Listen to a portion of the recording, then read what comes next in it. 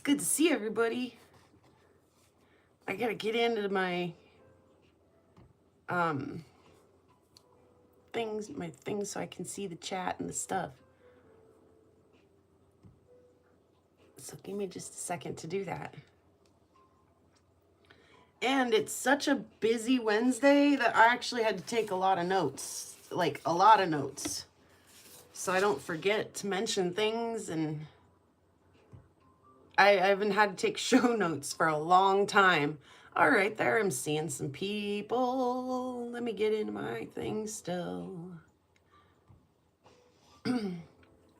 Happy holidays, everybody. I mean, literally, we're there. You know, tomorrow's Thanksgiving, so happy Thanksgiving. And then it's funny because Lava and I were joking the other night, like, how many days is it till Christmas? And he was like, many, many, many, many, many. And I was like, I don't think it's as many as you think it is. It's really not. First, just exciting thing that I want to talk about is the little, my kid called it a dog bone. And I didn't see a dog bone, and I still don't. Hot off of the 3D printer, you guys. How cool is this? So he's been asking me, because he does have a 3D, and it's a rock holder, by the way, in case you guys, a slab holder, in case you needed a visual of what is it even. A slab stand, exactly, Ryan. So he's been asking me for days on end now, like, is there anything that I need 3D printed? Is there anything that I need 3D printed? And I have asked him for the little pieces that go inside of my display case. And I'm going to say hello to everybody in just a second. So let's just have a quick peek. So there are little plastic pegs that hold all of my specimens into my display case. You can see them kind of sticking out there. Boop, boop, boop, boop, boop, boop. And I balance the cases into those little plastic pegs. Well, I sure could use one or two more of those. That would sure be handy.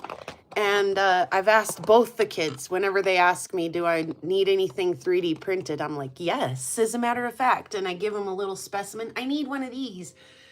And they actually say that, you know, building the schematic to print one of those is actually really kind of tricky. I have a hair tickling my eye. And so I actually am signed up for we call it the Christmas Stroll. It's a show here in town, and it's all of the local vendors and crafters and people who make and do. Sorry, getting my glasses right now. Okay. And so I've been, as you can see behind me, I've got a pallet with some sale bags and stuff and labels and tags and stuff going on as part of that setup for that sale. So I have some congratulations, by the way, Brian and Julie, on your puppies. They're so adorable. But I have a lot of rings that I've made lately, and I was like, how am I gonna display these rings? And I was like, well, I got tons of little deer horns, like little ones that would, you know, they remind me of fingers, right? Well, the thing is with that is that they just don't like display nice. They hang, but the stone kind of looks down. So I was like, I need a hand. I need my kid to print me a hand. I need him to 3D print me a hand. And then I realized I actually have a jewelry display thing that has a little ring, the little cushions that you nestle the rings. I was like, so I actually don't need a hand. But my youngest one, my oldest one, I don't think he'll even still be here on the 3rd. The stroll is on Wednesday, the 3rd. So next Wednesday. Sorry, I'm trying. Now I can't get my chair right. I don't think he'll even still be here then, but my youngest son will be here, and he'll be selling his honey. And he's like, oh, I still need to reserve a table. And I was like, son, I think we're a little past that. Which, like, I can't really say too much because I think I might have been like the last person who spoke up and said they needed a table too. But um, anyway, so I think me and my son are going to have to share a table. And so I'm trying to think of any way that I can get vertical and take up less of a footprint because it's always crammed in there. Like it's a busy show. It's well advertised and the attendance is always really good. So any way that I can take up less room and neatly display my things so that it's not overwhelming to people is so. I'm gonna ring the bell. So I've been doing a lot of bag and tag and labeling and all of that stuff for the last couple of days, and I have 2 or 3 of these, and they're not this size at all. They're smaller, and I have another one that I've been using that's actually a cell phone stand, little portable cell phone stand. I've been using that in fact, for my bisonite. I call this stone the bisonite because this is that one that Joseph brought home after I told him he should leave it in the field. And it turned out to be, look how cool it is. It's freaking beautiful. So, I do have some stands, but like 3 or 4 of them. And I was like, I'll gather up all the stands that I have. So again, any of my product that I can get vertical instead of horizontal on the table is going to help display things without taking up as much room. So hot off the press. He printed them last night. We went and picked them up. The printer's over at his dad's house, which is just like, 2 blocks down or whatever. So we went right as My Heart for Rocks premiere was playing, which go back and check that out if you didn't already see it. So we went down and picked these up, and they're like literally I'm holding them for the first time as you're seeing them for the first time. I can spray paint them whatever color I want them. They don't have to stay dog bone white, as my kids said. It looks like I'm sorry, Mom, I didn't realize they were going to look like little dog bones. And I was like, I don't see a dog bone. I'm sorry. Like, I don't. They look classy to me. They look like little filigrees, right? So anyway, I'm so freaking stoked. I told him to full send a couple more of these. Like, go ahead, print me a few more. Print them smaller. He said, do you want any bigger? And I said, I don't think I wanted any bigger. I honestly don't think I have any slabs that are any bigger than that. But smaller, medium-sized ones, yay, buddy. Borrow one of the rotating displays from the store. Rotating displays. I don't think we have any rotating displays. Anyway, I have a couple things. It's just so freaking tight in there. That's the thing. So let me take it a step back and say hello to everybody. So Lava Bison's here. Ryan's here. Romania is here.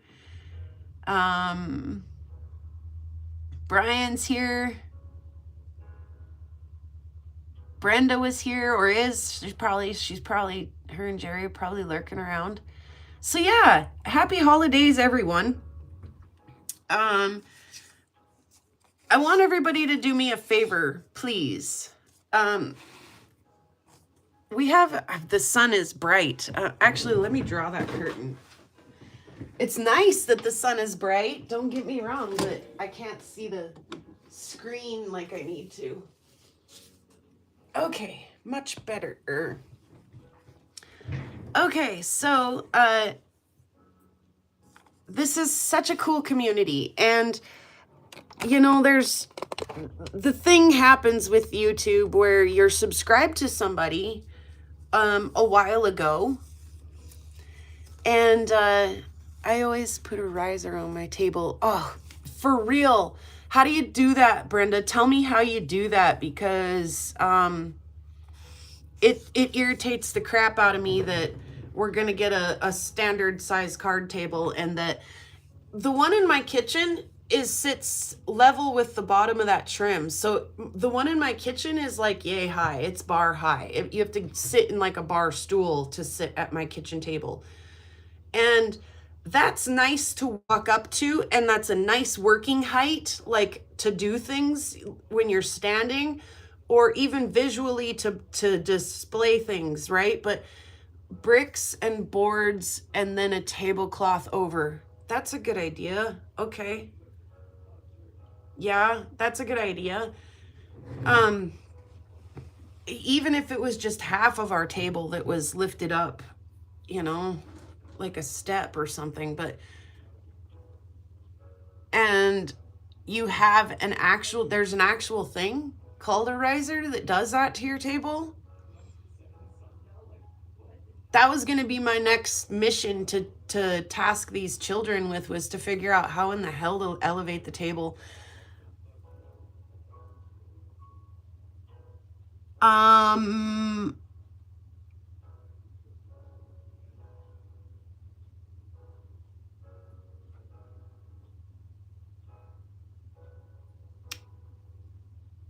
What to even call that channel? Anfield? Maybe? Welcome. Hello and welcome, unpronounceable YouTube newbie guest. Thank you for joining us. But speaking of members in the community, people joining in the chat and stuff, you'll subscribe to somebody, you know, a long time ago, and then for some reason, Lee, welcome Lee, thank you. Thank you. I rode the struggle bus for just a minute there, Lee. And then YouTube just kind of quits suggesting their stuff to you, and you kind of forget that they're there. I'm not gonna lie, this happened, and the channel that, excuse me,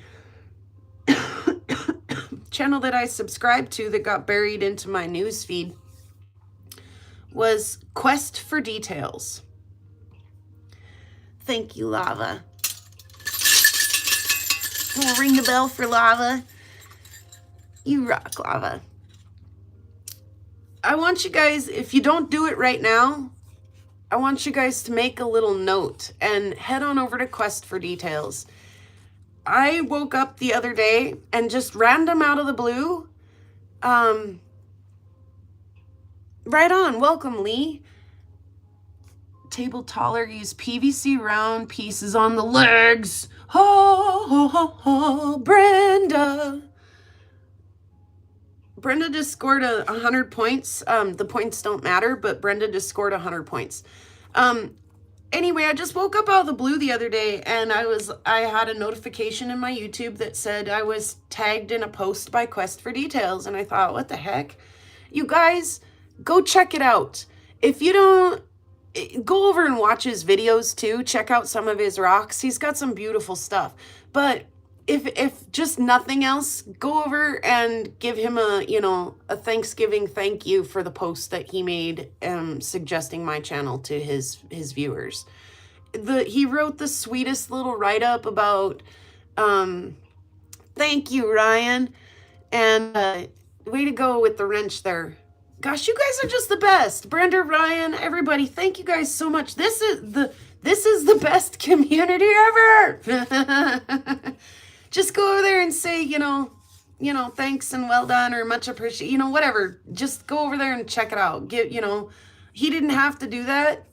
And it was just like so out of the blue and random. And it was just, I thought the kindest, his message he wrote about me was very kind, and I appreciated it. So, I want to just kind of redirect that right back at him, and we'll keep that, that pay it forward thing kind of going. Let's see, what else do I have to talk about? So, I play music in the G-Funk on the 29th.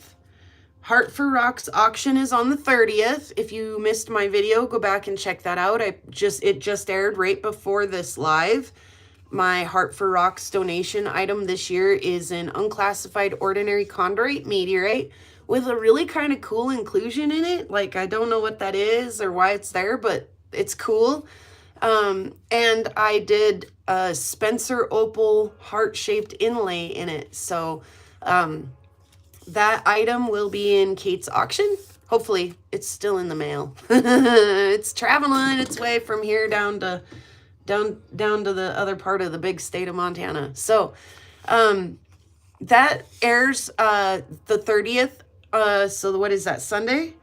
At 5 p.m. my time, Mountain Standard Time. So whatever time that is for you, be there or be square. And you know what? Even if you can't participate in the auction or donate, I know a lot of people will just donate that day and not actually purchase anything.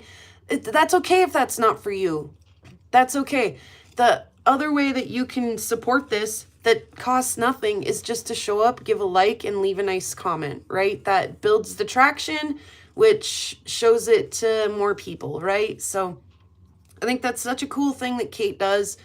The proceeds from that auction go to support a girls' geology camp over in Washington, and so helps underprivileged girls attend a girls' geology camp. So thank you again, Ryan. I think that that's really cool. You know, those kids are going to be the next old farts sitting around on YouTube, you know, doing meteorite inlay and otolith and opal jewelry. I can't even pronounce the fish ear bones. Otolith. Trev can say it. He's back there gaming out though, so we'll let him. So yeah, music, Hartford Rocks, the 29th, the 30th. And then the 2nd is the setup for this sale, and the 3rd is the sale. No, oolithic is a kind of rock. The otolith is the ear bone inside the fish. They're cool. Yeah, Romania, part of my, you know, that was my White Winter Wonderland jewelry project was any fruitcake bison? So yeah, I swung down to the store before I started the live, so I'm ready to hunker in. We're supposed to get a heck of a snowstorm. And like I say, I had the kid full send another couple of these. So hey there, Josh. Happy holidays. I have a few things to look at, and then I do actually have a few more things on my list to talk about that are super cool.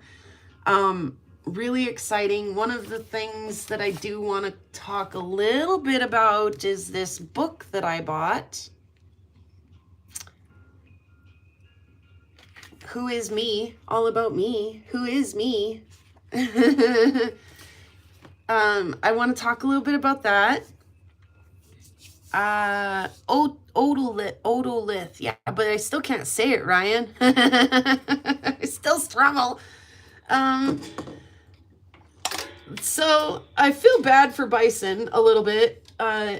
He's had probably about 50-50 odds when it comes to he's purchased some obsidian lately, and like when we purchased obsidian from Kyle, really great experience. When he purchased from another guy or another girl or wherever she came from, not so very great stuff. He ordered again from another somebody and got the wrong package. So we got some mystery stuff.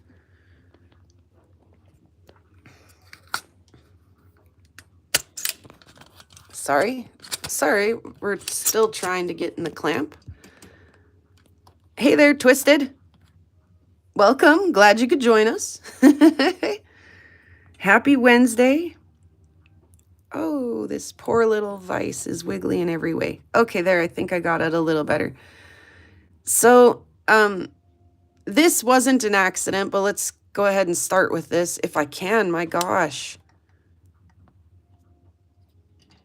All right, it's not my first time I got this. So, Ma, where's Ma? Because rutilated quartz is one of Ma's favorites. Dude, this rutile is just nuts.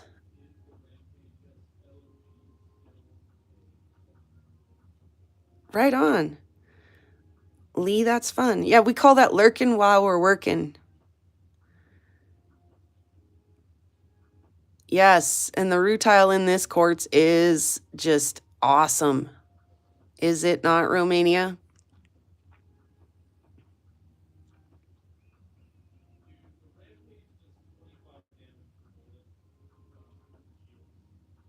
No, it's rutile. Oh, it just looks like northern lights or shooting stars. I mean, it just looks like nature did that. Nature is so freaking cool. Nature does stuff that I couldn't even think up if I had to. Hey there, Candy, welcome. Yeah, so I actually have quite a bit of this, and this is the very first rutile quartz, rutilated quartz that I've tried. Resistance is rutile opal guy. Yes. Oh, happy Wednesday, everybody. The truth of that, it's true. This is the very first rutilated quartz piece I ever tried, that I've ever, shaped and polished.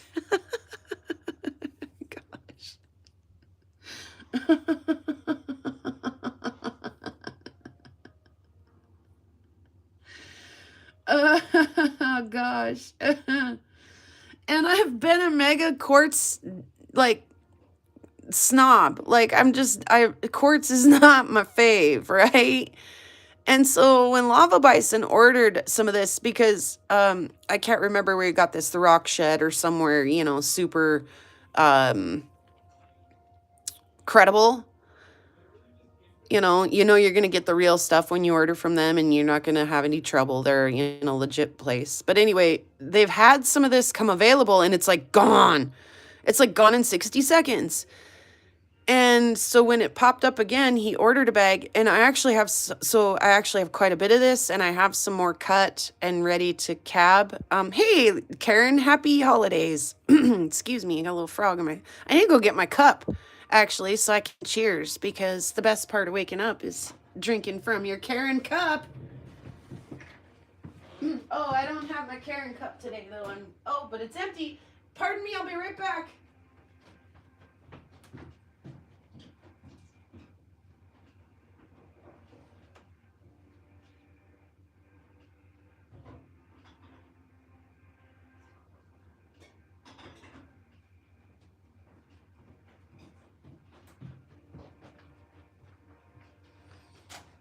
All right. Cheers, everybody. Okay, so, welcome, Rockin'. Awesome. Time to have some chow. Anyway, so I've kind of poo-pooed any kind of quartz. I've seen some nice rutilated quartz pieces like down at the rock store and stuff, but I've never really had the opportunity to, polish a piece and really, when you spend that much time with it, you get a little different perspective. So that was a fun piece, actually. I'm really glad that he got some of that, and I do have some more of that, so we'll see what else I do with that. The other thing he got, though, was some synthetic material. Whoops, right? Chrissy, welcome. Glad you could join us. Happy Wednesday. So these two, they kind of do a little cat's eye thing. They do, and again, I've never really done any synthetic material. So again, another first for me. I don't know if I love it. I don't know if I'm super excited to do this again, but we had to see what the stuff looked like, right? Because the rough doesn't look like that. So let me grab them, actually.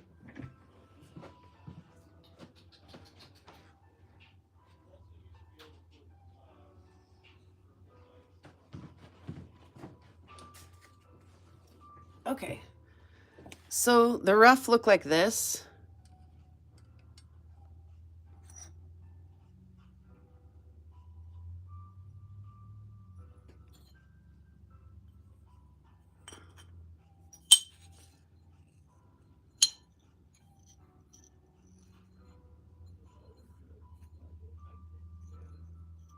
I like this, like, opalite, like blue this way, yellow this way. There's a certain way you turn it and it kind of has a pink hue. So I actually like this stuff. So I'm glad this came. Yeah, whoopsie. It was a whoopsie, opal guy. Look, fake opal.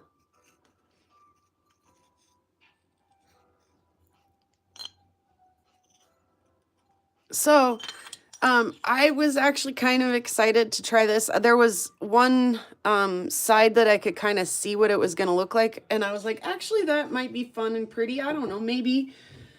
So I actually don't mind the little synthetic opal. It's actually kind of cool. I got to finish the back still on this. I had to adopt this. So I did do the front, but I didn't do the back. Almost picked up something similar when I was back home. It was glow in the dark material. The purple might have glowed kind of orange. We did check it. Anyway, my youngest kid is just in love with this piece. You love this piece, don't you? What's the piece? The opal. Yeah. And don't eat all of my chips unless you plan on going back down and getting some more, because they're closed tomorrow for Turkey Day.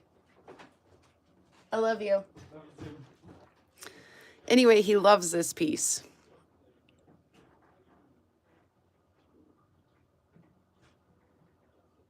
See, you get that yellow. There's, like I say, a certain way you turn it, you can get some pink.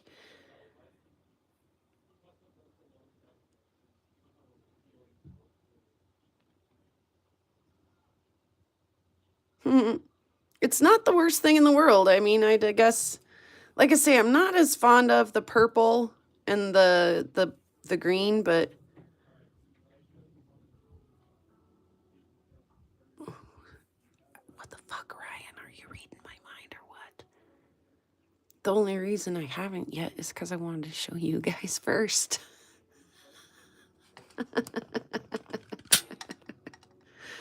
Ryan.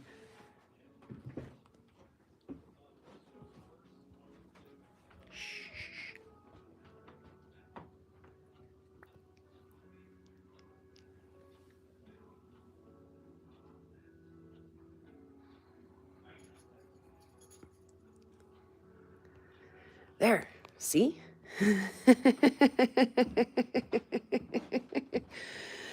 Ryan, that was weird. How'd you know that? And then one more thing that we make manly necklace with it. I think he just likes it for a pocket rock, honestly. So that's too much though. How'd you know? One more thing. Get out of my head. One more thing. So we did talk a little bit about the otolith, the fish ear bone. So I did do a couple of opal pieces. Gosh, the opal is not popping in here. Can we get it to show?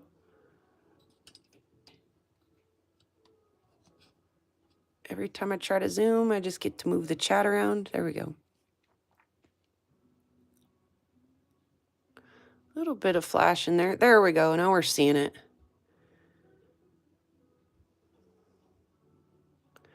So backed in the, recycled material. You guys know what it is if you know what it is. Piano parts? We'll say piano parts. How's that? Oh, come on. There's some super good color in there. It's just so hard to show. There we're getting some. And then the little otolith. The texture and stuff in there is pretty wild. In all reality.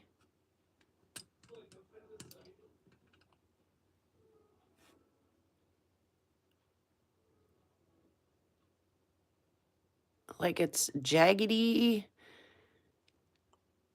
and layering.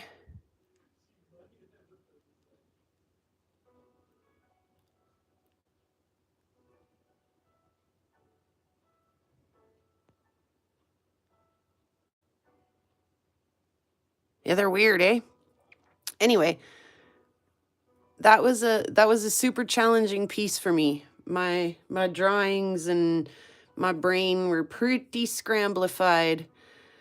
And I really wasn't super sure that I loved like this little heart-shaped top up here. And I almost unwrapped it and started over, and I was like, you know what? Like, who's to guarantee that I'm gonna like any better the way that it comes out the second time than I do the first time? So why don't I just go with it and see if it grows on me, and I, decide I like it when I'm done. So with the fishbone dangle, unless that is the other son. Yes, so my oldest son grabbed those while he was fishing up in Alaska this summer. Good golly, my mouth just totally quit working right now. That was impressive. So yeah, there's some of the newer stuff that I've worked on in the last little minute. I feel like I'm forgetting stuff still.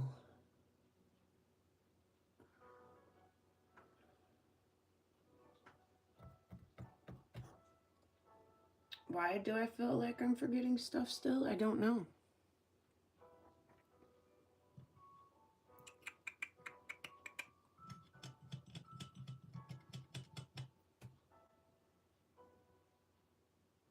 Right on, Rufo. I can't imagine living in that household.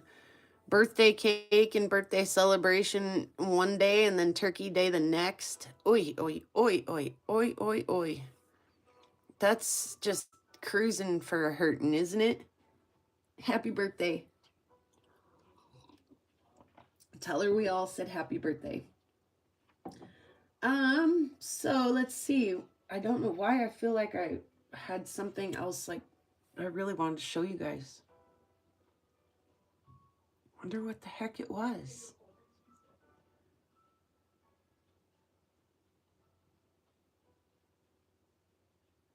That's crazy.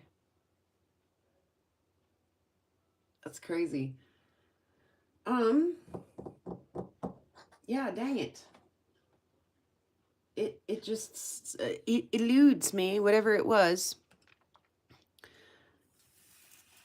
Whatever it was, I felt like I had a lot more rocks to show than just that. But yeah, anyway, these cool stands.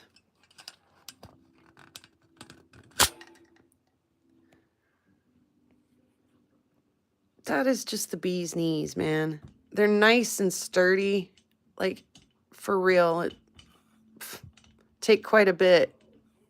Which, like, when it's sitting on a display table and kids are looking and people are reaching, sometimes things bump a little. So it's nice that they're good and sturdy, but yeah, I think they turned out nice.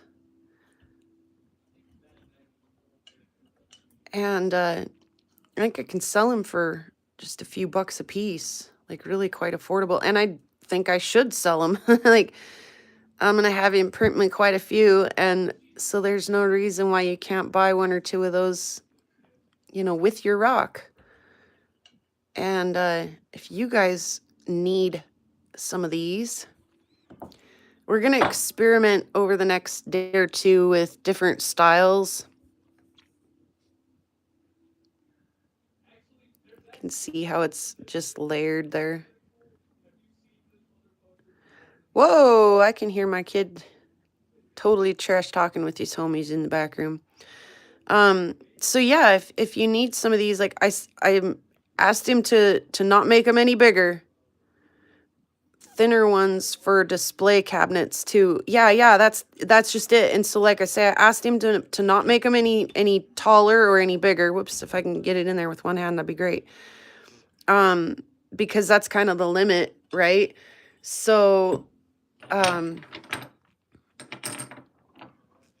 so yeah, I've asked him to go ahead and step it down so I can hold more smaller things. And then also over the next couple of days, we're going to experiment with a couple of different styles. Like he said, he didn't like the dog bone looking style of this. So, excuse me. So there's some that are even just like a square, like a, yeah, I can't describe. And then, like the ones that I sent him, the little, I asked for were these. Oh shit, I already took it. Let me see if I can find it. My house is a disaster right now as I'm trying to get ready for this sale.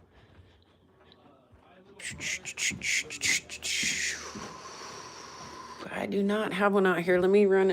We're gonna have to impede on his gaming and his headphones and everything. So we're gonna speak up while we come back here so he doesn't say something scary. Hey, where's that little plastic? Thanks. We can hear you. Oh, okay. Just a little bit. I'm gonna shut your door a little more, okay? Okay. I'd asked him for these. The little guys. And he's like,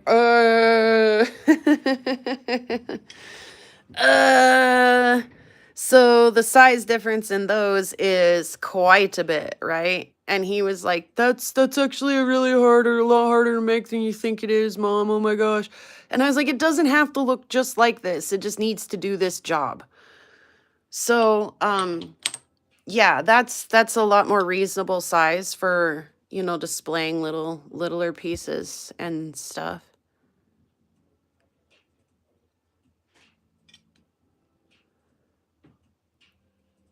You know? So, like I say, we're going to be experimenting a little bit over the next, you know, day or two as to what size works the best. And I want a variety, you know, I want some that are small enough to hold small things in a photo booth, you know, in a photo box.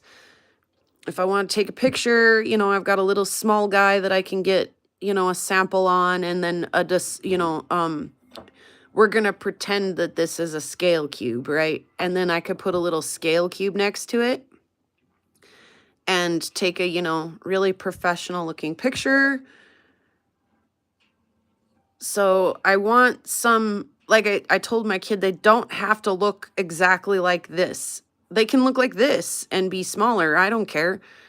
So, but the ability to get them up, get them vertical is the mission we're trying to accomplish. So hopefully, I did have him send a few more of these because I do have some big chunky slabs, and that's perfect. I love that. And again, I can spray paint it black or red or gold or whatever color I want it to be, leave it white. So I was like, yeah, just until we can figure out what we're going to do, you know, I want them smaller, but like, go ahead, print me a couple more of those. Those are nice. I like those. So, yeah, the 3D printing of the slab stands is in full fledged. These are hot off the printing press, and there's 3 more. I think he was printing at least 3 more. As we speak. So it takes a little bit there. That's not the fastest thing to roll off the printer, but they're rolling. It's a rolling. You know, we're going to have slab stands out our ears. I'm so excited. I'm excited about it. They were joking about, well, not joking about it, being very serious about it. They were like, we should 3D print some Christmas, tree decorations, ornaments, some Christmas ornaments. And I was like, you should 3D print me some rock displays. Like, Christmas ornaments are nice, fellas, but Mama needs some rock display stands. Oh, let me bring one, actually. I brought my coffee.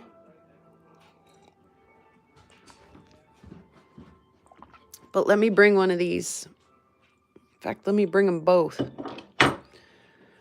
I took a little nod from Karen, a little note out of Karen's book. and came up with a, excuse me, we're trying to pass some crud back and forth over here, which is, you know, just in time for the holidays. Yay! Okay. So I took a little note from Karen. Oh, these stands are wonderful. You're kidding me right now. Oh, I love it. Okay, let's do it exactly backwards, and then I'll turn the camera around and show you guys. Okay, so Karen does this really cool thing when she's done with her cabs. She puts them on a little card, hey, Mike. She puts them on a little, like, hard card with a label and everything, and she's always got like little charcuterie trays of cabs, and I love her little like charcuterie trays of cabs, right? So I took a little note from Karen, and again, I'm going to be very short on table space at this sale, so these tall kitchen chairs are just the shiznit. This tall kitchen table is just this. Okay, check it out.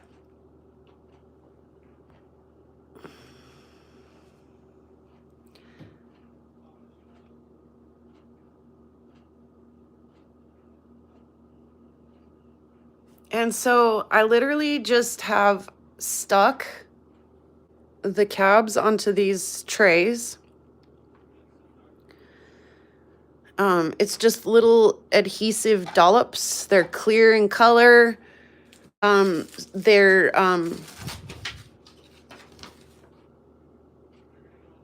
dirty. Those ones are anyways.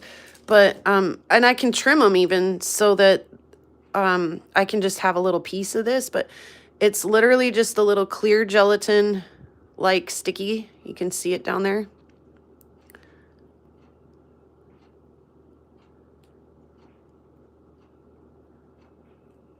See me do that with one hand, you guys? Wasn't that impressive? So it's just a, you know, clear kind of sticky. It's not damaging the rocks in any way. It's, you know, peels right off, rolls right up into a booger. So I just used pieces of that to stick these to the, whoops, straight up and down isn't good with that particular stand, but you'll get the idea. You get the idea. So these are all, hi guys, all local stones, stuff that I've found here locally. Of course, this is a local sale, so they love the idea of it being a local thing. And so I still have to come through here and put some prices on these, but yeah, what a neat way to do cabs, and that idea was inspired by Karen. So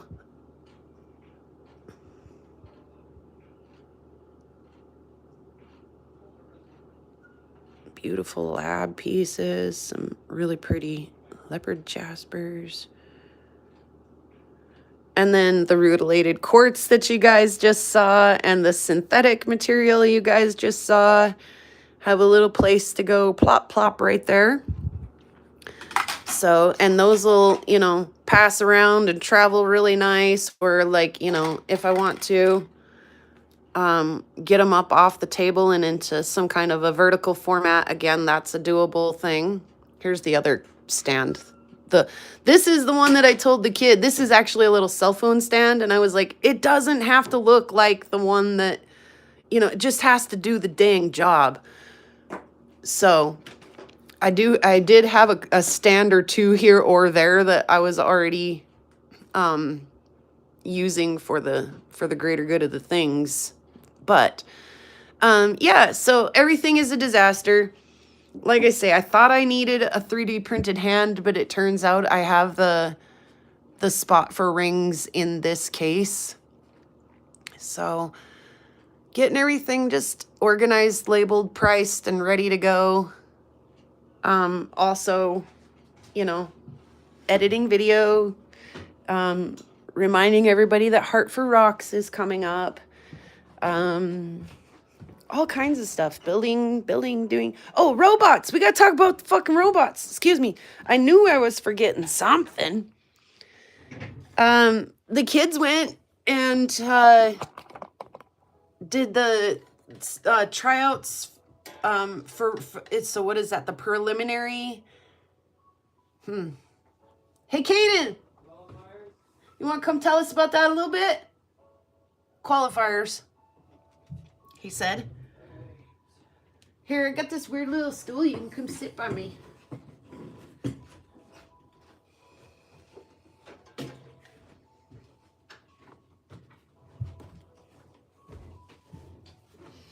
This is the question stool? That is the question, the hot seat. You're in the hot seat. Should I turn the camera just a little bit so you don't look as short? Oh, No. you could. How's that? Pretty He's really not that short. He just got the short chair. Screw the short end of the stick. Yeah, you did drew the short end of the stick there. So you guys went, was it last weekend? Tuesday? No, it was Friday, a weekend. yeah. Last Friday. Friday and Saturday to Butte. And how many teams were there? 36 and 34 were, 32 were in-state teams. Right, so they had one team from Idaho that has competed there before in prior years, and they're a pretty cool team, yeah. The way I understand it, they're pretty good. Forgot their name, but And yeah, me too. And then this year they had one from Utah, which was kind of odd. Okay, and then so how many did you say in total? Like 36 total and about 32 from in-state. 36 teams in total competed that afternoon. Yeah, so you had a couple of good rounds where you guys were doing pretty good, but you had some kind of rough teammates, didn't you? Yes. So explain how, and just as I know you the expression you just gave us said a lot about how your day went, but explain how it's two teams against two teams in each round, how it's an alliance in each round, and how one team can lift another team up and one team can take another team down in that alliance in just one round. Okay, so basically the way it works is a ton of teams come to this meet. We go through some initial judging at the beginning. The judges then decide like what teams will be matched up during the day. And so basically you kind of wait around until that, and then the rounds begin, I guess. And so every round there's 4 teams competing, and they'll be on opposite sides. So there's going to be 2 teams on one side, 2 teams on the other. Red side and blue side. Red side and blue side, and they're like teamed up together, right? So we call those alliances. And the way that works is they have a weird point system this year. So basically the goals are you have to launch these things they call artifacts. They're like 5-inch diameter wiffle balls into a goal. And there's like a close goal and a far goal that you have to launch them into. And there's what they call a motif, and it's basically a pattern like purple, green, purple, purple, purple, purple, purple, green, and then green, purple, purple. There's those 3. And if you get the balls in that order, like once you score them into the hoop, I guess, they roll down a ramp. And if you get them in that order in the ramp, then they're worth more points. And at the end of the round, there's like these little 18-inch squares that you could park in. So if one team's fully parked in the square, then it's 10 points. If the team's partially parked in the square, it's 15. So with the 2 teams in your alliance, one team could be fully parked in, one half parked in, both could be fully parked in, or just one fully or half parked in, which could get you like 5, 10, 15, 20 points. And autonomous. Autonomous, yeah. So there's several ways that they can score. The first 30 seconds, 15 to 30 seconds is autonomous, pre-programmed motions that the robot will do. So they're scoring points there, and then they're all moving around in the arena together to try to score a combination of points, like he said, shooting these balls into balls into the hoop, and then trying to create the motif. Either way, if you get a ball in, it's worth a point. But if you create a motif, it's worth extra points. And then, much like the beginning of the round that was autonomous and you don't touch the remote control, it just pre-programmed thing. The end also has another little challenge where at the very end you try to get both robots into, what did you say, an 18-inch square? Mm-hmm. So what's cool is last year, again, last year's challenges were a lot different. They had a lot of different things that they were doing, but the kids, it was great because the kids were the only ones to get their robot to go all the way up to the third bar in their arena and free hang. And every time they did that, everybody in the building would just lose their minds. And I'll be honest, I've shared the video with some of my meteorite nerds, my retired engineer friends, and they're like, do you understand how many precise things had to go right in order to get that to do that? And I'm like, yes, I do. So it was great because last year, I remember very clearly the announcer gal being like, oh, wow, that's the first time we've seen that. And I think it was the only time we saw it all the way through state. This year, a lot of the robots, I watched the whole day's worth of competitions, and they all did exactly what he said. They would try to get one robot on the square and the other one to get like a corner or a tire into the square. And our robot does something different, doesn't it? Yeah, our robot just lifts up. So yeah, go for it. I was looking around at the other teams. There's one other team that could raise the robot, and their robot, like, let's say this is the robot, this is their ground, their robot goes, eh. Like, literally half an inch on one side, and I guess someone could slip their tire under there. But our robot, we use these worm gears from a 3D printer to just raise all the way, I guess. Yeah, so it goes this far off the ground? It's about 14 and a half inches. Yeah, so about that, you know. And so another robot can drive underneath of their robot and also fully park on the 18-inch square that they are allowed to use. So they can score extra points by doing that. But they did that, and I heard the announcer, ooh, look at that. That's the first time we've seen that. And yet again, they're the only ones I've seen do that. So it's really cool to watch. It's slow to watch because there's you pause between each round for the judges to go do their judging thing, and then the next round goes, and so it's kind of slow to watch, but really cool to see what these kids are doing. You guys placed what, 12th? Yep. Without an alliance, without the help of an alliance in the end. In fact, if anything, your prior alliances had drug you down and a little bit. Yeah, like the one game you guys did, the one round you guys did, the other team scored no points at all except for the points that they got for parking underneath of you. They had penalty points. That's pretty rough. In fact, they cost them negative points. So it was pretty rough, but despite having a really rough day and some again, it's just the what'd you say, preliminary round? Qualifier round. So now's the good time to figure out what kind of problems you are having with your robot, what kind of struggles you are having, and go work on it before state. So, but you guys placed 12th out of how many? I think it's like 18 qualify. Out of how many to start? 36. Out of 36. So, and you did so without any other team helping carry you there. In fact, the opposite of. So Redneck kind of carried us. That one round was real good. Yep. The one round, yep. Yep. So that was a lot of fun. So state is when? Ooh, February 13th? Right before Valentine's Day? Something like that, yeah. Okay. Our next one's in like January. Oh, and then one more. That's just for extra points and extra experience and just extra experience and kicks and gigs, basically. Okay, cool. Yeah, so we'll keep our eyes and ears peeled for that. And thanks for sharing that, Caden. That was a lot of fun to watch, and you kids keep it up. We're rooting for you. We'll see what you do. Yeah, so that other qualifier that they do, we'll see what other kind of robots they bring. I'm always excited to see who's bringing what. Oh, good. Glad you did, Romania. The first half of the live when they and I shared the link for that on my post, on my channel post. The first half, the audio was horrible. Second half, the audio was way better. All right. Time is it? Yeah, we're trucking right along for time. In case you missed it earlier, head on over to Quest for details. check out the really super awesome post that he made that he didn't have to do. That was really cool. Watch a video or two. I'm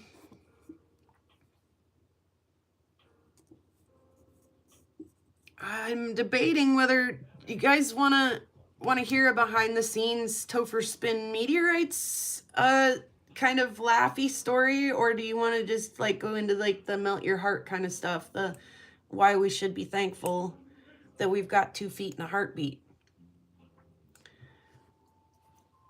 Because I've got like 2 more things I can kind of touch on. Otherwise, we'll skip one and we'll head on and we'll call it a day. You guys want 2 more stories or 1 more story?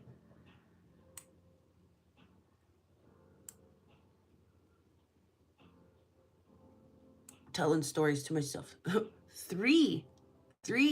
The 3.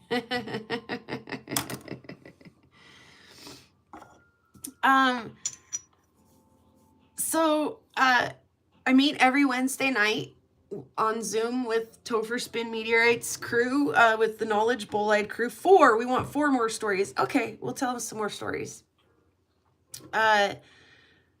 I've got, actually we should talk about it because I have some ideas for some videos that if I don't explain myself, you guys might be like, what the heck is she doing? Like, why is she taking us back to kindergarten? We know this.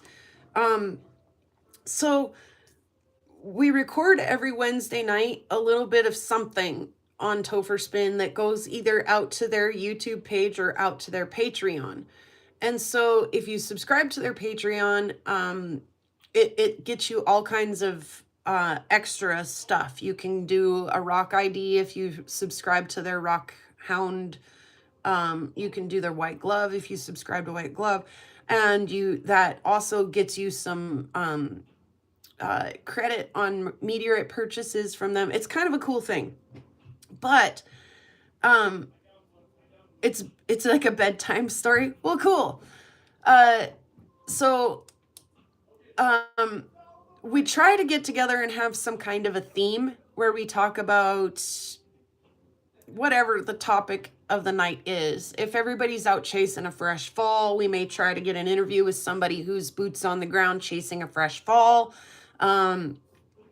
If there's nothing going on, we may pick a topic like, cluster chondrules or something like that to just, focus in on, or, how to restore an iron, how to store your meteorites, your favorite historic fall, or, whatever, So we do try to do a little bit of recorded content, and Rock IDs only happen every 3rd Wednesday of the month. So we did last week Rock IDs, which great, recorded some Rock ID stuff. And then when we got done, Topher was like, I want to record, I've got 6 rocks right here ready to look at, and I want to record, maybe they're meteorites, maybe they're not. I think he called it the Topher Spin Mystery Meteorite game, okay?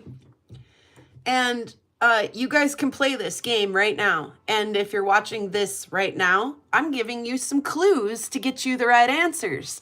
So they're playing a game, 6 meteorites. Send your guesses via, I think, email, and that puts you in a drawing for a coupon for a meteorite or something. You'll have to go check out the details.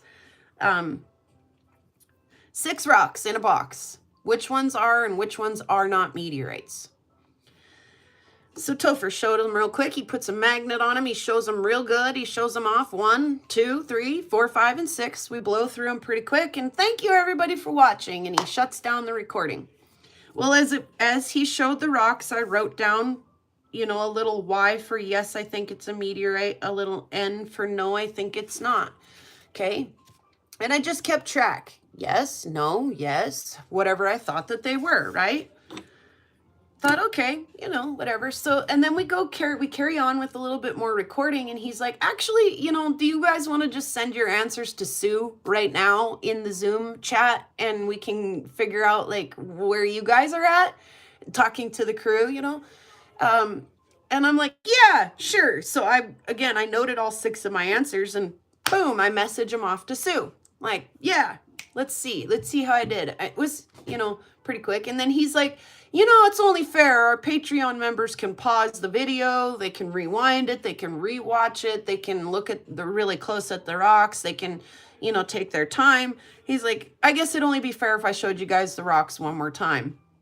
And I was like, I already sent my answers and I'm sticking with it. Like I full send it. I trust my gut instinct and I think I'm going to stick with my answers. So he goes through them one more time, shows them to the crew one more time, and they all send their answers to Sue. And of course, it takes her a minute to get through everybody's answers and figure out what's going on with everybody's answers, okay? Spoiler alert, 4 people on the crew had the same answers. Whether they're right or wrong at this point in time, we don't know. The 4 people on the crew that have the same answers are myself, Mike Kelly, Dave Pinsky, and one of the Chris's. And I'm like, ooh, that's interesting. I'm in the same pool as Mike Kelly, but not with really, really smart people like Marissa or Pat or Boris, or there's like people who are really good at this that we don't agree. Our answers don't agree. But there's 4 of us that have the same answer. Are we right or are we wrong? So next step, now that we have all of our answers, let's record the crew. How right or how wrong were we, so that the Patreons can see, or the, whatever YouTube members can see. So the first one we look at, and Topher gives the answer, and we, I think, lost a member of the game right off the bat. One down. Yeah, congratulations again to Brian and Julie for your puppy. Forgot to take the turkey. Oh, which reminds me. Hey, Trevin? Trev! Caden! What? Anybody, will you get the turkey off the back porch? Or the ham, please? It's froze as AF out there, and we need to start thawing it out if we're going to eat it today. Yep. Thank you, baby. Just set it on the stove. You don't have to turn the stove on. Just bring it in so it can start to unfreeze. Okay. Thank you. Looking into what it would require for battle bots. You need shoes because there's 2 inches of snow on the back deck. Yep. Thank you for the reminder, Julie. Okay, so anyway. Julie just remind you to get the ham? Yeah. She did. Thank you. How did she know? She said she was playing with her brand new puppy and she forgot to get her turkey out of the freezer. Oh. And I was like, crap, my ham needs to come in. It's frozen as crap out there. Yeah, thank you, Julie. Anyway, so we go on to the second meteor maybe in the game. And boom, we lose another crew member. And we've still got the 4 of us that have had the same answers are still, so far, we're right. And we get all the way down to the last one. And so far, I know that I have all the correct answers so far. So therefore, I know that I'm right, Mike Kelly's right, Dave Pinsky's right, and whichever one of the Chris's was with us is also right. Are we right on the last one? I don't know. Like, I'm confident. I looked at him for a couple seconds as Topher showed him, and I was like, yes, it is. No, it isn't. Yes, it, and I full sent my answers with confidence, right? I'm confident that I'm probably right, but I don't know for sure, right? And so we get to the last one. Topher picks it up and he starts showing it. And again, we're talking about, are we right or wrong at this point in time? Not, here, take your guess. And he says, yeah, this one, blah, blah, blah, is I can't remember if he said it was a Eurolite, a Eucrite, or what the heck he said it was. But he acted like he slipped it up. He was like, yeah, well, this is such a cool diag. Oh, did I just say it was a diagonite or whatever it was? And I was like, deep down inside, like my heart did a little pitter patter, and I was like, oh no, not an achondrite. That's the bane of my existence. Like, that's not my strong suit. Achondrites is not my strong suit. hey, Ma. So deep down inside, I'm like, oh no, like I can't. But as he's talking about this and trying to pull the wool over our eyes and bluff us, I think to myself, why did I think that this is not a meteorite? And it was because of the way that the magnet stuck to it.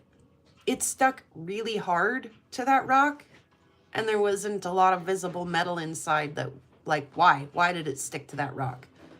Why? Because there's probably a lot of magnetite or some other kind of earth material that rock is, the mass of that rock is made out of. That's not a meteorite, right? So I listened to him as I'm, going back and forth in my mind whether it is or isn't. And he's doing a pretty good job convincing. And he gets down to like his last couple of words, and I can't take it anymore. I'm like, no. And he was like, what? You're gonna say no, this is not in. And I was like, yeah, I am gonna say that's not a meteorite. And he's like, if you say this is not a meteorite, you would you would absolutely be wrong if you said that this was a meteorite. And I was like, oh, you dirty bird. Like, he just like, he was teasing me so bad. Oh, so there's your clue as to what the last one may or may not be. I just told you the answer, but yeah, what a dirty bird. Like, yeah, I'm gonna say that it's not. So, but guess what? All four of us, myself, Mark, Kelly, Dave Pinsky, and the other one of the Chris's, got them all 6 right. And I did it without seeing them for the second time. I just did the quick little boop, boop, boop, boop, boop, boop, boop, and sent my answers. So, but yeah, yeah, I am going to argue with you, Topher.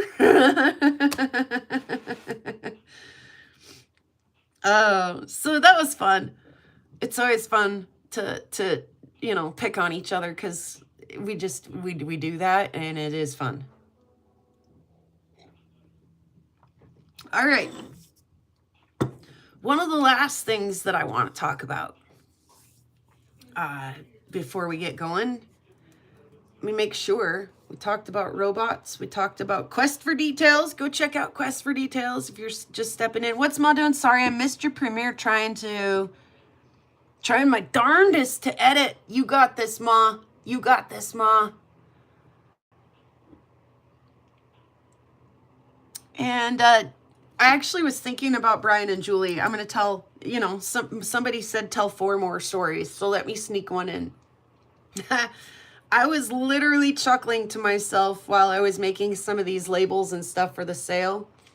And like, just in time, like, Brian and Julie got these dogs just in time for Turkey Day. And I laugh a little deep down inside because do you need like the encouragement, Ma? Or would you rather that I threaten you just a little bit? Like, get to work, Ma. You've literally pushed it to the very last minute, Ma. Get it done, Ma. And then you can take a big sigh of relief, Ma. I had the dog that I had before, the dog that you guys know, my little Bee's dog. I had a lab dog that I had done a rescue with as well, and he was kind of a dingling, but he was super lovey. He was just kind of not the brightest crayon in the box, but he was a good dog. Anyway, I took him over to my mom's, I think, the first year that I had him for Thanksgiving. And he pulled the turkey down off the counter and onto the floor. He didn't eat it because we caught him in the act, but he literally jumped up on the counter and pulled the whole turkey down off the counter and onto the floor. So we were like, you know what? Brush the turkey off. They just so what? 5-second rule. It was on the floor. Who cares? Like, we just picked it up and ate it anyway. So, but good luck, Brian and Julie. It might not be Turkey Day that your doggies get you, but you better look out come Christmas time. I foresee some, like, Christmas, whatever it is, prime rib or whatever, just make it just being too much temptation for your poops this year. For your little rock houndias. Oh, so good luck. And keep us posted. I can't wait to watch them grow and turn into the little characters that they're going to be. Okay, I started off the live just kind of hinting who is me. And if you follow me on Facebook, which I don't do that a lot. I don't accept requests from people on Facebook, and I just don't post a lot. But I did see my ex-mother-in-law, my mother-in-law, whatever you want to call her, Pebbles and Spaz. Pebbles is a spaz. I know, it's great. Anyway, if you do follow me, my ex-mother-in-law runs this Porcupine Emporium store here in Sunburst in my little town. She runs this little, I sell my jewelry and some of my rocks and stuff down there. And she got on and said, look, I'm really excited to share these books. Everything's probably backwards for you guys, but that's okay. Written by Mariah Eide. So, who is Mariah Eide? And I have known Mariah for a long time. Of course, when you live in a small town like this, you know everyone, right? Eventually, or at least a little bit, you're familiar with, right? I absolutely adore Mariah.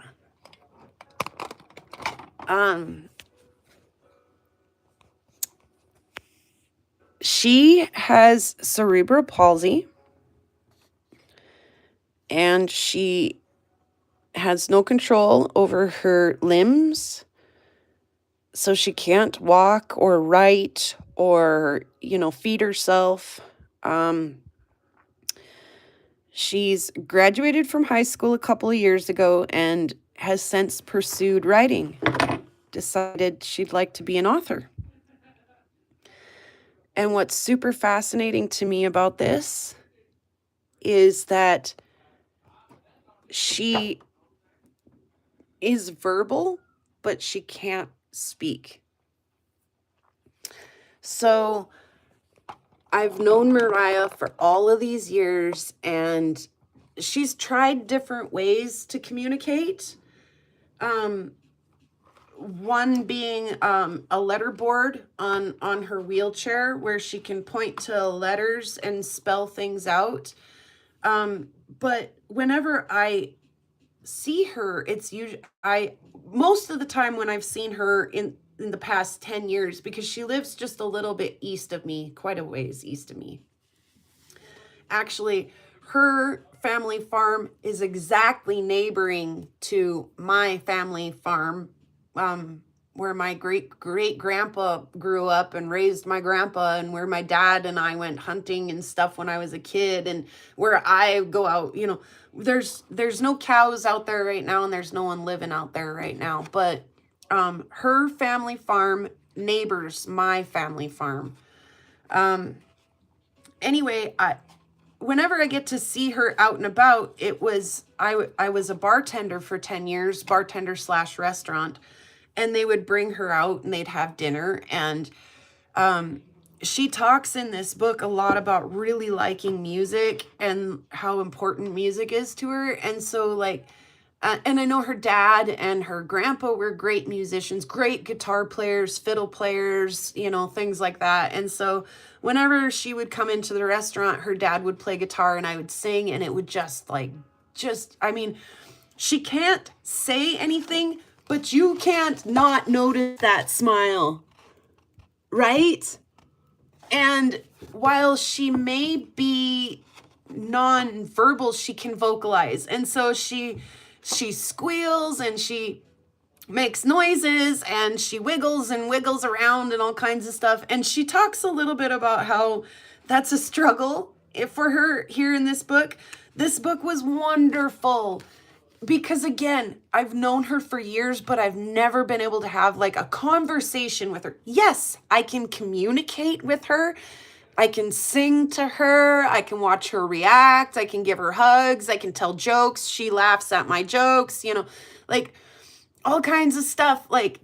verbal communication is definitely taking place, but I've never could know exactly what was going through her mind, right? So to read her words was fascinating to me. So she talks about all the way from when she was born, that her folks lived there on the family farm and they were expecting a perfectly normal baby, and that's just not quite what they got. She talks about all of the different devices that she's been allowed to rent via her partnership with MSU, and how some of them worked really good and some of them didn't work very good. Some of the mobility devices that she's tried and how some of them worked and some of them didn't. See you. Thanks for stopping in, Lee. And she talks about struggling with not being able to communicate in public, how when public communication is fast-paced and her ways of communicating are not fast-paced, how oftentimes the conversation just moves on. She's super smart. Like I say, graduated high school and is now writing a book. And she talks a little bit about how the assumption, because she wiggles and makes noises and can't communicate, that people will automatically assume that she's just not there, but that she really, really is there, right? So this is just fascinating to me. And she had me laughing. She had me crying. She had me laugh crying. She had everything going on here and then some, getting to know her. So like this, for example, is her talking about her graduating high school. And so the big day came. We all met in the science room.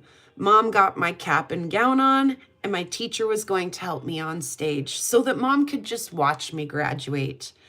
It was special to have my favorite teacher on stage with me, and he sat next to me. I couldn't believe that I was graduating. She talks about having lots of people there and how she can see them and how her heart is pounding. It's not a long ceremony, but they have a slideshow with baby pictures, senior pictures. It's getting close. I will soon have that diploma. We sat off stage and the screen came down. I had a lady take my senior pictures here at home. They didn't turn out exactly like I wanted them to turn out, but they turned out great. The moment finally came. We lined up on stage to graduate. I saw Mom, Dad, brother, Grandma, Grandpa, my great aunt, all in the first row. My heart was pounding again. I was third in line. The superintendent finally called my name. By now, I've slipped down in my stroller and my boot is gone. FYI, when I get excited, everything moves. Arms, legs, whole body. I don't know why. I just move and squeal. I just feel excited and I can't keep it in. I was getting that diploma and I was one happy girl. The school board chairman shook my hand. One problem, I've slipped down by now and I'm on my tailbone, but I'm still wiggling because that's what I do. Oh my gosh, I'm graduating. And hundreds of more thoughts ran through my mind. Grandma brought the cowbell, but I couldn't hear it. I think I saw her ringing it though. That's a moment that I'll never forget, just knowing that I did it and it was over. Now let's party. So she talks about, like I say, some of that you can really relate to. Like, I saw Grandma ringing the cowbell, but I didn't hear it. You know, like you're in that moment, your heart's pounding so hard. You look back at it and you're like, did I say everything I was supposed to say? I don't even know what happened just now, right? Like, I love it. And then like the very distinctly her issues that she's facing. And she's like, how courageous of her to be like, to tell it, to say it, to own it, that's just who she is and how it is, it's just, and I love it. Like, I love every bit of her. I wouldn't change any bit of her. And she talks a lot in this book about how she wouldn't either. How she doesn't dislike her life. In fact, her life might even be better than yours. she says, because she's surrounded by so much family and such a great community. So there was one more thing that she talked about in here that I wanted to mention. Oh, her dad and her brother, again, super, I'm gonna say it, they're quirky folks, and I mean that in the most loving and genuine way I possibly can. They're not real technology oriented people. Like, we've still got antenna TV into the house. There ain't no satellite. There's no, there's no screencast. There's no Xbox making the YouTube, none of that. They're pretty simple people. And her dad and her brother have modified things around the farm and ranch so that she can help do chores, which actually she loves. So she talks about, like, I have a wagon and it's got a dump. I've got a dump on it, and I've got a rake, and I've got a magnet stick so I can pick up tools and put them on the desk for the guys, put them back on the workbench for the guys. And I've got a magnet that I drag behind my wheelchair to pick up stuff out of the driveway so people don't get flat tire. And like, she's got things that she can do thanks to the help of her brothers and stuff, right? Which I think is super cool. And it's like, she's just about this far away from being a rock hound and a meteorite hunter. If she ain't careful, I'm going to have her convinced that that's the new cool thing to do. So, I really love this story, her and her brother go on a bounce about every year. Like, don't tell me that when you were growing up, you and your cousins or you and your, friends didn't go on a walkabout, go out on an explore about, So I love the story. It was really cool. Like I say, I've known her for a long time. Absolutely adore her. She's a wonderful person, and to be able to read her, this is the closest thing to a conversation I've ever been able to have with her, and she's a delightful human. To talk about some of this stuff, if you want to know more about this, talk to me on the side, because I could go on and on all day about how great this book was and what a cool person she is. Anyway, Thanksgiving, that, like I say, it had me laugh crying, it had me cry crying, it had me laugh laughing, and it had me laugh crying again, and it was absolutely wonderful. But you guys be grateful, be thankful. We've got a great community and stuff here too. It doesn't matter if we're quirky. It doesn't matter if we can't get the words out. It doesn't matter if our arms and legs don't do what we want them to do, It really is what's inside. And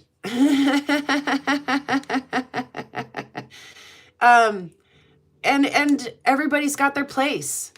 Some of us have to try a little harder, get a little help to find our place, but everybody has their place, their purpose, and their value and their importance. And boy, was that not demonstrated in the first 5 minutes of this video when Brenda was telling me how to lift my table up at the sale on Wednesday. So I'm so just thankful for everyone all the time. I really am. It doesn't ever cease to impress me Wednesday after Wednesday. What a cool group of people we have. And I like to share not just my local places, my local rocks, my local things like that, but when there's a cool character in my real world that I can introduce you guys to, like Mariah, I can't not just say something about it, right? Like, yeah, she's cool. She's cool. And that was really neat to get to read. So I read the first one, or it's not her first book, but this is the first one that I read.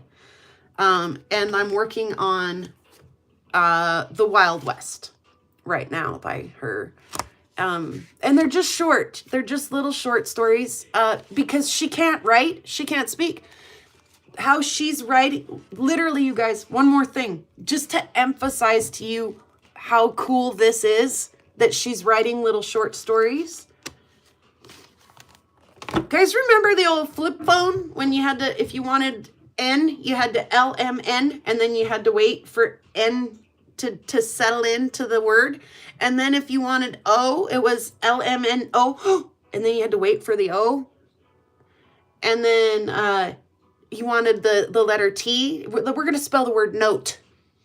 T was the first one, but you pushed it and you had to wait for T. And then E. And then you had to wait. And then space. And then to start, you remember the push to get, the 3 letters per button to get to the... What she is doing to write these books is in her chair. Again, she has no control over any of this. It all just goes wherever it wants to go, whenever it wants to go. She has to concentrate really hard, hold her head as still as she can, and look at, it's like it's going to follow her eyes. She's going to look at the letter N and wait for her machine to say she's looking at N. And then she's going to look at the O and wait for her machine to say O. And then to the letter T and wait for her machine to think T. And then to the E. And then to the space bar. She is writing this book, and this book, letter by letter, with her eyes. So, yes, it does a little bit of that, Opal Guy, but also her head does some unpredictive things. Opal Guy says, hopefully there's some predictive text. Yeah, but there's some unpredictable things too. So she says in here, she can write for about an hour at a time before she's tired and has to, because it takes a lot of muscle to hold herself that still and concentrate that much to get it out. So, yeah, just, you know what? Next time you think that you're having a struggle or that something's a little bit difficult for you, take a deep breath and be glad that you got 2 feet and a heartbeat, because it sure beats the alternative. I mean, six feet down in the ground, there might be some interesting rocks, but I think it might get a little cold down there. So I think I'm glad to be here visiting with you guys today and sharing such cool stories. So yeah, just circle back. Go check out Quest for Detail. Give him a like on that post. Say hello. Tell him happy Thanksgiving from all of us over here at Prairie Girl Rocks. Check out Topher Spin if you haven't already. Watch for some of those videos. It's kind of fun just to watch us pick on each other and have fun. Robots is progressing quickly. The kids do go to state. They've got one more just for, just for the sake of being there and experience some points. They'll do one more competition and then on to state, which will be next month, he said. Music this weekend in Great Falls. Kate's Heart for Auction, the 30th. Be there, be square. Lots of videos are getting ready to start dropping about what's going to be available for auction. And like you guys know, the proceeds go to a good thing. And then I have a sale next Wednesday. I don't know how much I'm going to do next Wednesday for lives and videos and stuff, since I actually have a physical sale, and the start setup for that would have started like 15 minutes ago if it were today. So we'll see what next Wednesday brings, all of that is not. We're printing 3D stands as we speak, and seeing what we can come up with for that. So stay tuned. And if you think you might be needing 1 or 2 of those, put your pre-order in now. And I don't mean realistic pre-order, but for real, if you'd be interested in a couple of stands or something, say, yeah, maybe let me see some of those next week, or maybe print me 1 or 2, and I might be interested. If you guys don't like them, I'll keep them, but if you guys think you might be needing 1 or 2 of them, let me know and I'll have him print an extra couple, 1 or 2. I'm going to let you look at these for just a second. I got to go take a quick bio break and fill my cup up, and we'll come back and sing the song and do all the stuff and get a little less sentimental and a little more like, you know, we'll sing the song and have our salutations with our heads held high and the careful, don't put your chin too much up because it might snow right up your nose.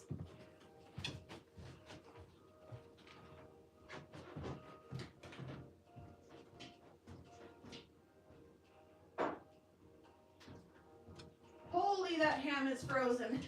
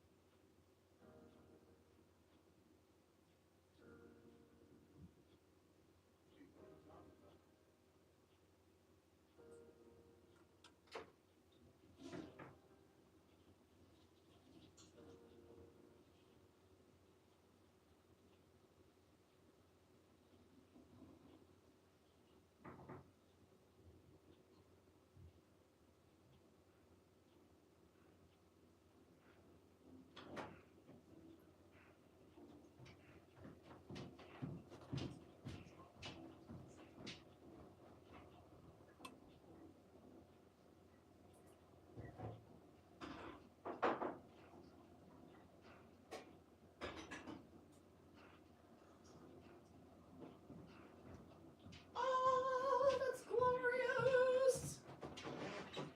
That is ridiculously glorious. Oh my goodness. And hi, Betty. I did see you there right before I jumped up to go grab myself a fresh cup. Oh, this coffee is just glorious. Did I leave that a little out of focus? That's sucky. Yeah, root tiles. I've never done the root tiles before. I actually really kind of like that. Yeah, happy Turkey Day, Betty. I forgot I was gonna gobble anytime anybody made me ring the bell today. Instead, I ringed the bell.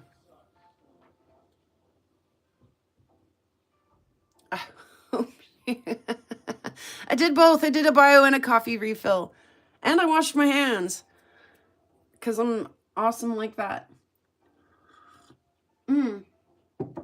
So yeah, 3D printing, all kinds of fun stuff happening over here.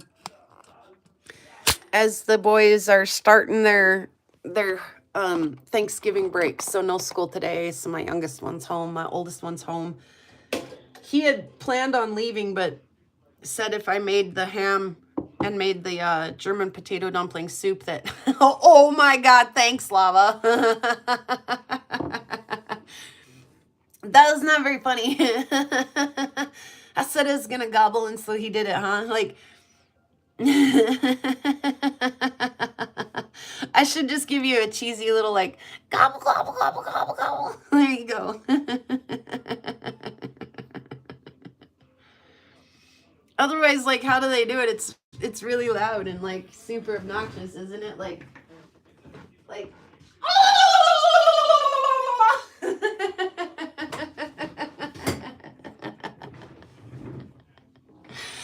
Oh, happy Thanksgiving, everybody. Oh.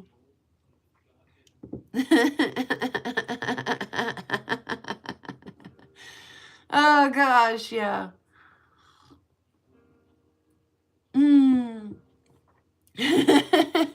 You got exactly what you paid for. Oh, yes. Oh, yes. So please do keep your eyes out for the Heart for Rocks videos that are coming up if you want a preview of what's going to be available in the sale on Sunday at 5 p.m. my time over on Katie Did Rocks channel. And yeah, all of that. Oh, I did want to talk about one more thing before we do this, the song and the salutations was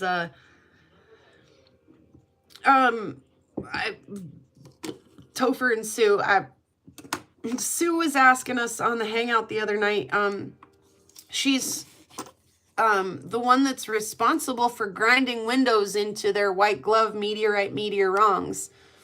I'm like, and I was giving them a hard time. I was like, Topher, what the heck are you making Sue do that for? That's disgusting. Like, don't you know that some of that stuff could be slag and like there could be some nasty crap. Why are you making Sue do that? And then I was like, just kidding. I know that Sue is perfectly capable of doing that. So, but I had to, you know, again, give a little bit of,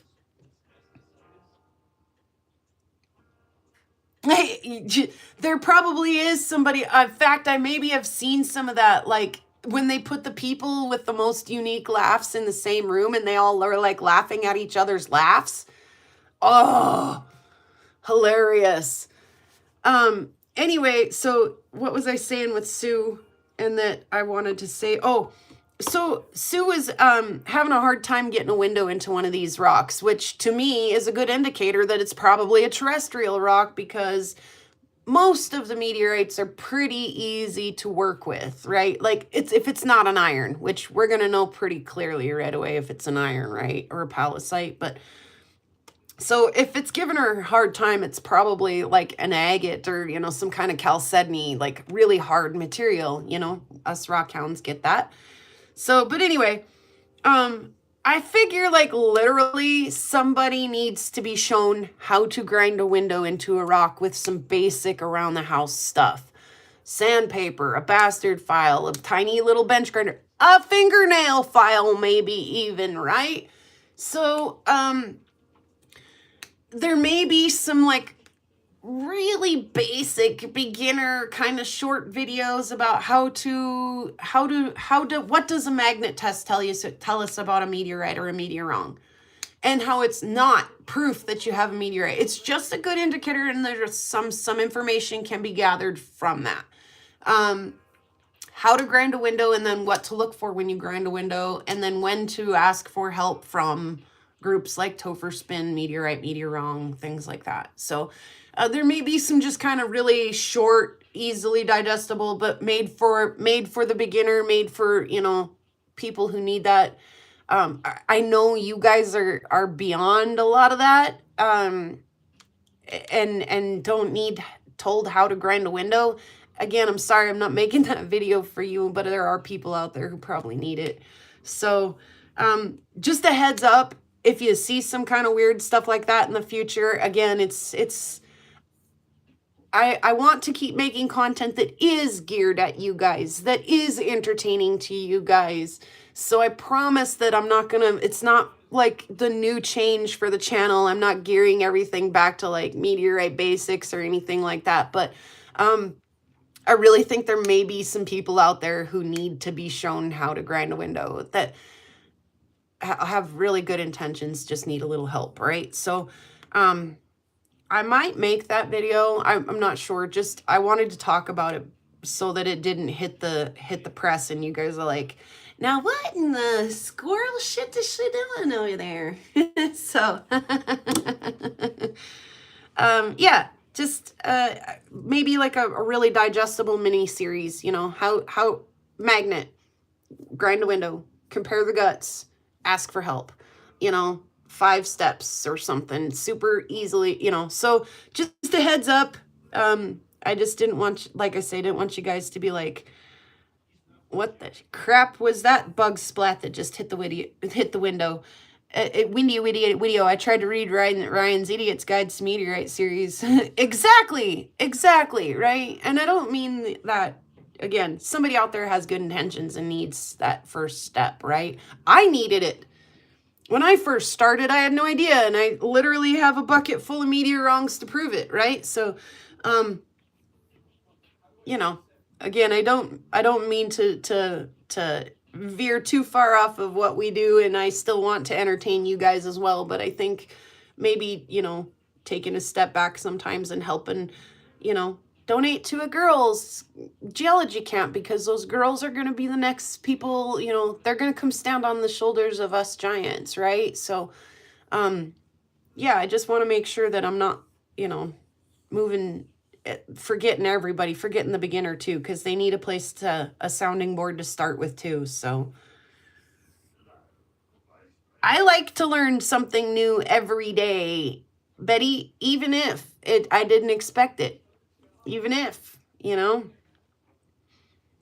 even if my kid's like, hey, do you need something 3D printed? And I'm like, as a matter of fact, guess who's learning about the cost of making stuff like this? Who'd have thought I would even be curious to know? Guess what? I'm thrilled. I'm deeply intrigued. Like, my kid's like, literally this much of the material, it costs 12 cents. So you could sell that for $1.50. And I'm like, okay, costs 12 cents to make that, but you have electricity, wear and tear on your machine, expense of the machine, expertise to run the machine. You had to go find the pattern to send to the machine to make, like, okay. And he's like, okay, true.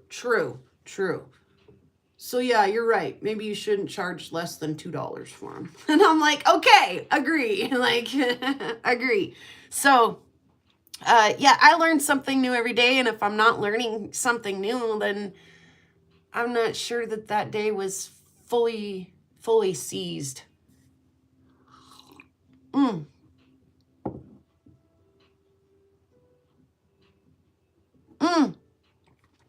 Agree, right?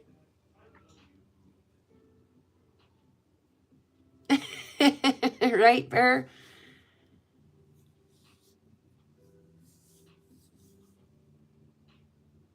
Learn a little CAD so you can make hangers for your display pieces. But yeah, meteorites are rocks too. Yeah, and some of them are actually really affordable. And that was another thing I want to make sure that I got put together for this sale that I'm doing here in town is I do have some just like little slices of NWA, and I think they weigh like, 2 grams. So, a $2.50 or $4 slice of meteorite. So that if, little Billy or Bobby or Joe or Sally or Sue or somebody needs a little piece of meteorite in their stocking or under their tree, you can get it here from Prairie Girl Rocks, So I got a lot of setup still to do and a lot of things to still price and label. It's coming, it's coming right along really quickly though. So, good thing though, because like I say, there's a lot going on between now and then, between music and a heart for rocks and everything else that's happening. So, oh, and then again, vote for Pedro. Go vote for Pedro. If you're on the Discord, go check out all the other jewelry submissions this month. There were super beautiful jewelry submissions this month. Everything is wrapping up over there right now, and voting's just about to start and just about to end. So make sure you're checking in on your Discord groups that are finishing their competitions right now and wrapping up on the poll is up. Yep. Noon today was the cutoff. So when I started earlier today, well, noon my time anyways. When I started earlier today was the end. So yeah, be sure you're heading over and doing the whole voting thing. So yeah, go vote for Pedro or Ryan or Romania or yours truly or whoever you feel honestly deserves your vote. See, I did miss important things the first go around. All right, I think that's all I have. Still not running the vibrating tumbler because the kid is still enjoying the use of his bedroom. Have been cutting, have been wire wrapping, have been cabbing, have been doing jewelry, have been doing lots of other things though. I love this little agate. It's so freaking pretty. It's one of my favorites. That's why it's sitting here. And then, yay, I did a root tile. I did a rutilated quartz, you guys. And I love it.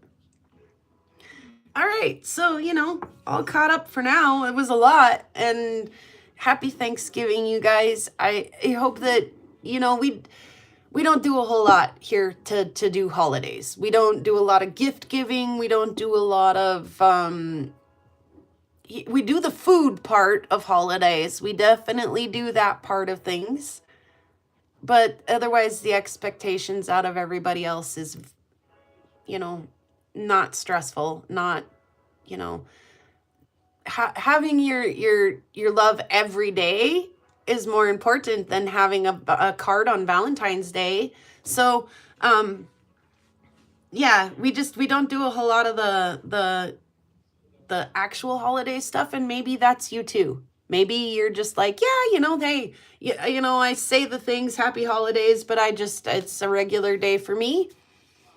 I haven't got a lot of close family, so I'm hanging out with my friends on the Meteorite crew tonight or whatever, whatever your holidays look like to you, may they be awesome and at least what you expected, if not more. So yeah, it's full swing now. And just Thanksgiving, this episode today, I just wanted to be a little bit extra thankful and a little bit extra grateful. It's always, and the snow fell. So I checked myself before I wrecked myself, and this is the attitude that I want to be surrounding myself with until the snow thaws, at least until then. So is that thankful and grateful attitude. So thank you guys for being here, not just this wonderful Wednesday, but many, many prior, and hopefully many, many still yet to come. So again, next Wednesday is just a little bit of a little bit up in the air for now, because I do have a physical sale next week. Maybe I'll throw a premiere out there and chat with you guys for a minute, but maybe not live. Or if there is a live, it'll be maybe not this style. Maybe it'll be, watching the kids load the truck up or something. I don't know. So, hey, Diggin'. No snow in 3 years? Ooh, that's something, huh? Anyway, yeah, everybody is out making food right now. I've got that frozen ham. We ate it last night, and then, when you've got 3 inches of fresh snow outside and a perfectly acceptable outdoor table, you put your pop out there, you put anything that you can, use your outdoor refrigerator or outdoor freezer.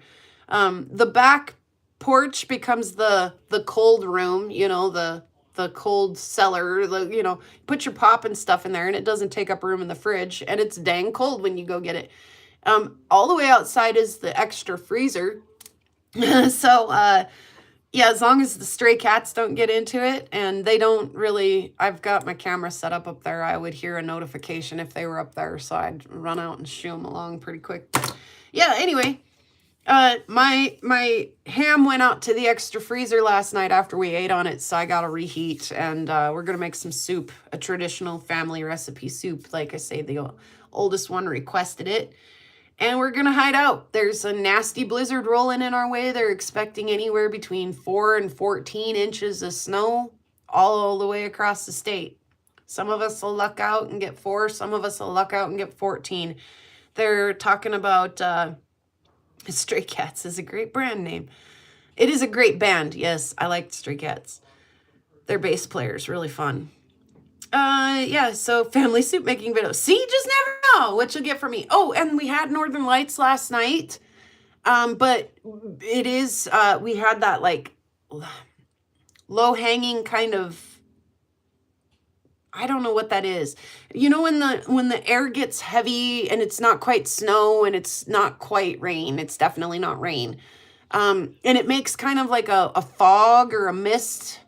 And it's what makes, like, when you drive down the streets and all of the lights shoot a light straight up into the sky. Have you ever seen that?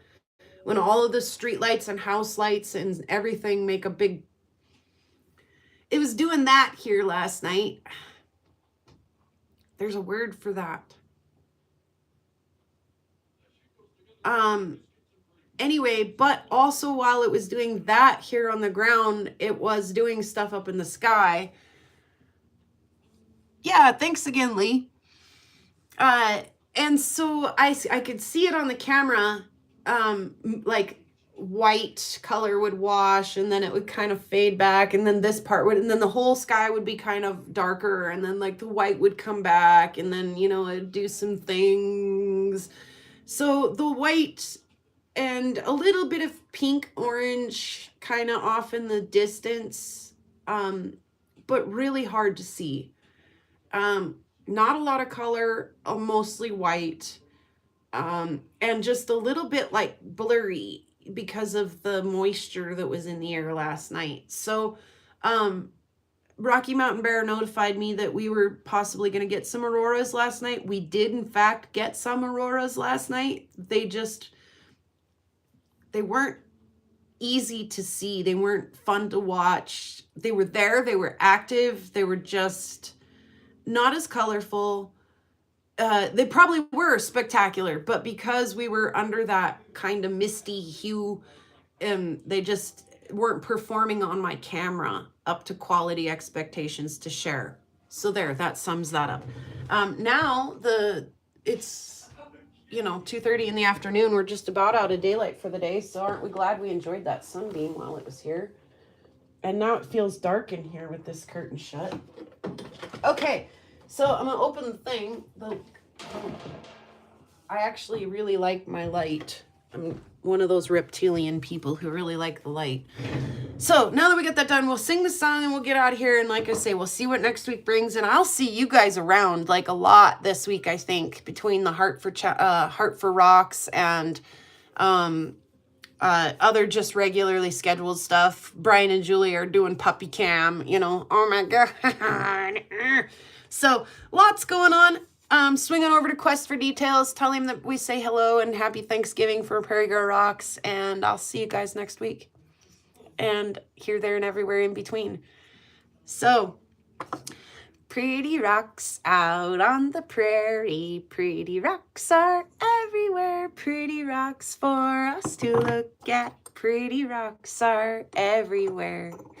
There's a pink one and a green one and a blue one and a yellow one, and they all are very pretty, and they all are everywhere. Thank you guys so much for watching, and in a world where you can choose to be anything, choose to be kind of a rockhound. Peace, hippies, and boop.